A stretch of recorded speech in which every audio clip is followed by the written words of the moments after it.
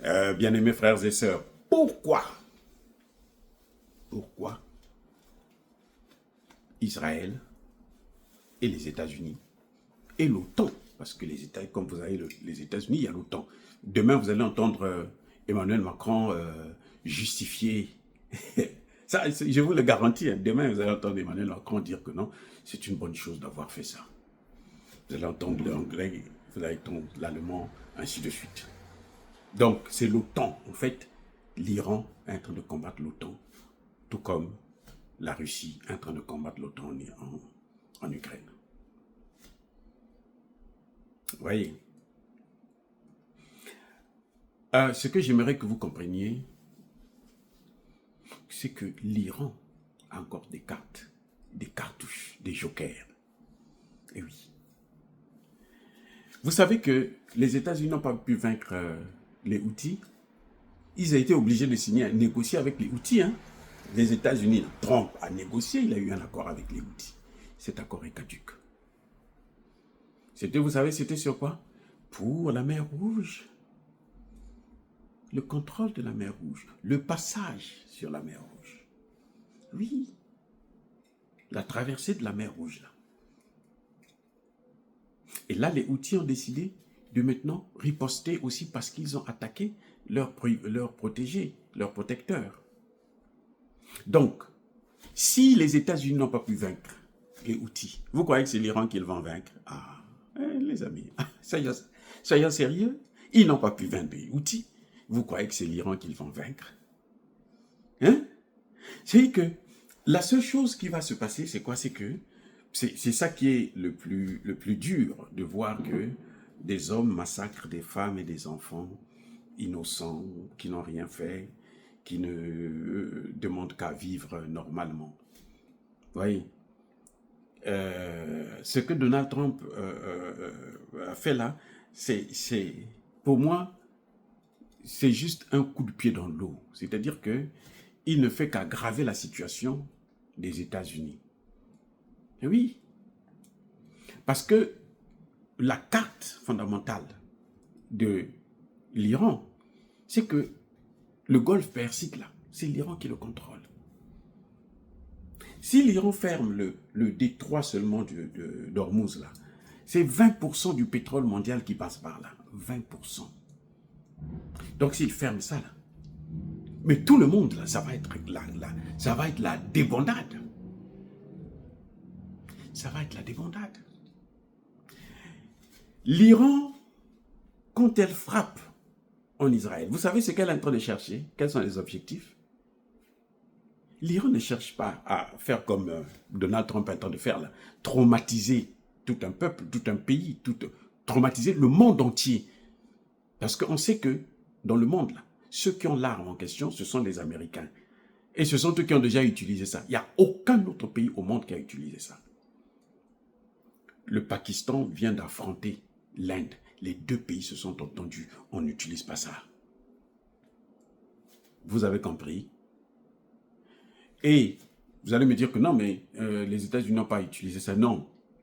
Utilisez ça. C'est-à-dire quand vous prenez, vous attaquez, vous envoyez des missiles sur un site nucléaire, c'est comme si vous avez utilisé l'arme en question. Vous comprenez?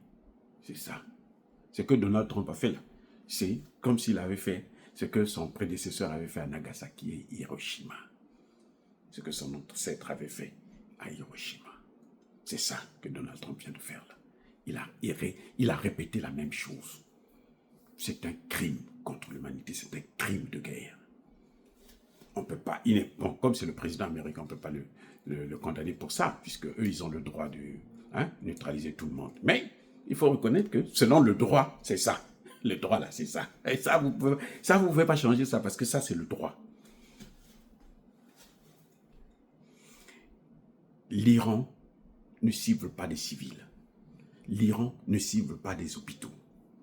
L'Iran cible des objectifs stratégiques. Lesquels? L'Iran veut détruire l'économie israélienne. Les amis, ce que vous voyez là, l'Iran veut détruire l'économie israélienne. Parce que si elle détruit l'économie israélienne, vous savez ce qui va se passer? Les Israéliens vont tout faire pour faire tomber Netanyahou. Ce gouvernement-là va tomber. Il est là pour peu de temps encore. Il va tomber.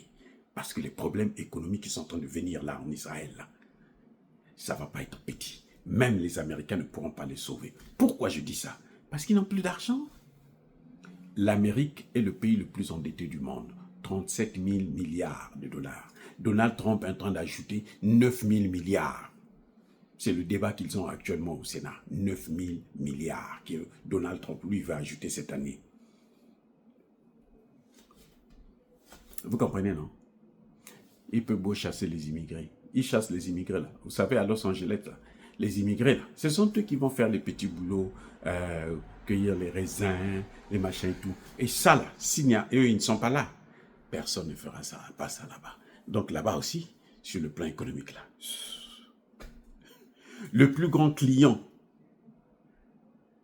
américain, c'était la Chine. La Chine est en train de fermer la porte aussi.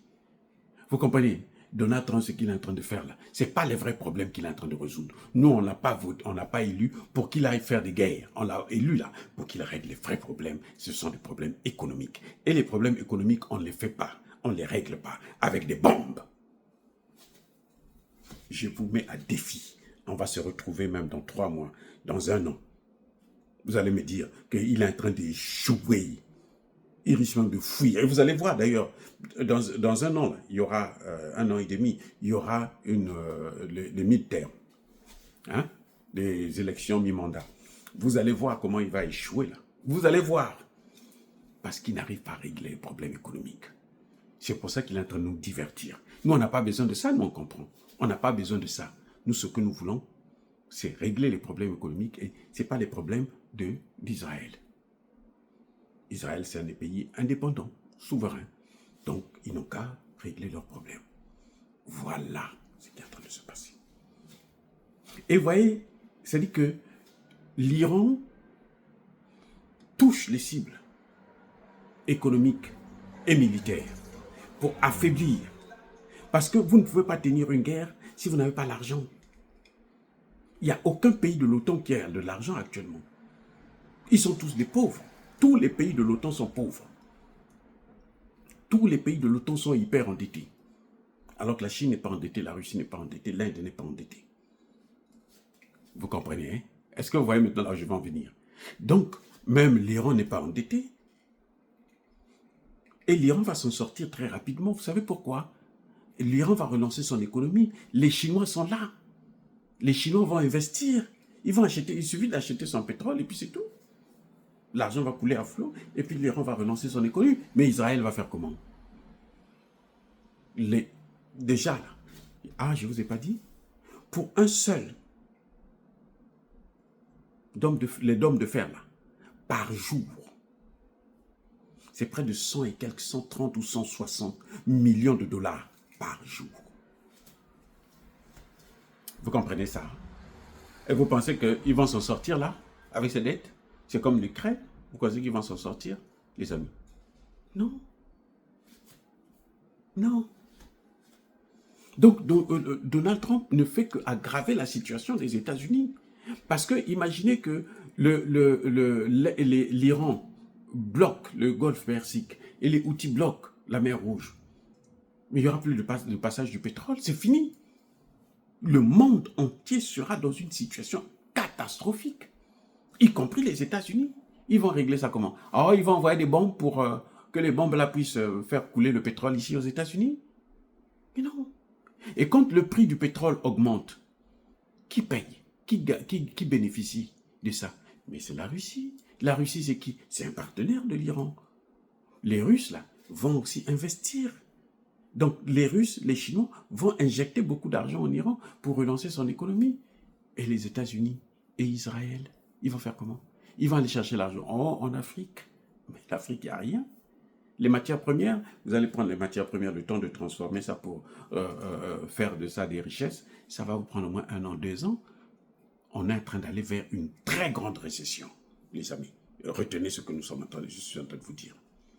Nous sommes en train d'aller, ici aux États-Unis, vers une très grande récession. Les amis, encore une fois de plus, soyez bénis.